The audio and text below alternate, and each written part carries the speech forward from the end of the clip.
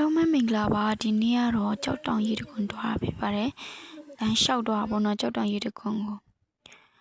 လမ်းတစ်လျှောက်မှာကျွဲတွေလည်းတွေ့ခဲ့တယ်အရန်ကိုလာဖာရှုခင်းလေးလည်းတွေ့ခဲ့ပေါ့နော်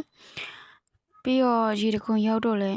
အဝေးကနေကြည့်တော့အရန်စိတ်လှုပ်ရှားနေပြီးတော့ဒါတော့ပထမဆုံးရေတခွန်ရောက်တာပဲဖြစ်ပါတယ်တခါမှမရောက်ဘူးအရန်လည်းရောက်ချင်နေကြရပေါ့နော်နတ်မတီး6တောင်ရေတကူမနော်နတ်မတီးတို့ဖြစ်မှာအခုမှရောက်ဖူးတာလာတော့အရင်လာရေတကွန်ရောက်တော့လူတွေကအများကြီးပဲဆိုပြီးတော့နည်းနည်းတော့ရှက်တယ်ပေါ့နော်တပုံရိုက်ရမှာနောက်ကြောမရှက်တော့စိတ်ကဘလို့ဖြစ်သွားလဲမသိဘူးတပုံရိုက်ချင်တာနဲ့ experience အတွေ့အကြုံလေးတွေလိုချင်တာနဲ့ရေတကွန်ဘောင်းမီမဆိုးအောင်ဆိုပြီးတော့တွားမယ်လို့လုပ်ပြီးတော့မရဘောင်းမီအဆိုးတော့ဟိုးထိတ်ဆုံးထိတက်သွားတယ်ပေါ့နော်တက်သွားရဲကြောက်လဲအရင်ကြောက်ဖို့ကောင်းရင်သူငယ်ချင်းတယောက်တော့မှချီချော်လို့သူကမတက်ရဲတော့ဘူးနော်ဒါအပေါ်ဆုံးကပေါ့နော်တက်သွားငယ်ချင်းကအပေါ်မှာတပုံတော့ရိုက်နေကြအဲ့စကန်ကလေးကလေအရန်ကိုစိတ်ဝင်စားပေါ့နော်သူကမကြောက်ဘူးတက်တယ်သူကလူနာတော့ကြောက်နေရပေါ့နော်ဒါပေမဲ့ကြောက်စိတ်ထက်ကို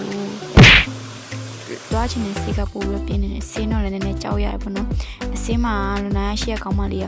သူ့ရဲ့ခြေကခလုတ်တိုက်သွားပေါ့နော်လဲမလို့လှုပ်ဖြစ်သွားပြီးတော့အောက်နားမှာလည်းသူများရေတွေချိုးနေကြ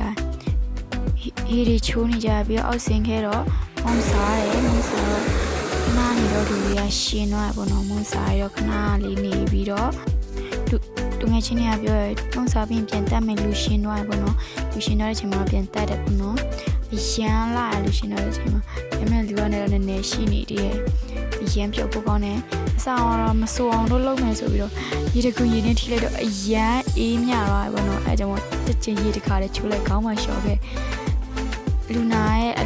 အလဲကလေးမလေးဟိုအရန်ကိုတင်းရဲတော့အရန်ကိုတတ်တယ်မကြောက်ဘူးသူချီတော့အနာဖြစ်နေဘူးမှမပြောမတက်ရမှာပဲဆိုလို့သူအမတော့မပြောဘဲနဲ့တက်သွားတယ်ပေါ့နော်အရန်လည်းပြောဖို့ကောင်းတယ်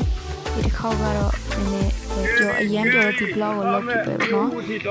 တပ်ပုံလလလေးရချင်တဲ့တိုင်းမဲ့ကင်မလာမလောက်နဲ့အိမ်ပြန်ခဲ့ရတယ်အိမ်ပြန်တဲ့လမ်းတစ်လျှောက်မှာလည်းခေါင်းကင်ရအရန်ကိုလာနေလို့ဆိုပြီးတပ်ပုံရရတော့အိမ်ပြန်ခဲ့တယ်ပြီးတော့ဦးလေးတယောက်ကစပိန်စီနဲ့ carry ရုံးလာဆိုပြီးတော့စသွားတယ်စိတ်ထဲမှာတော့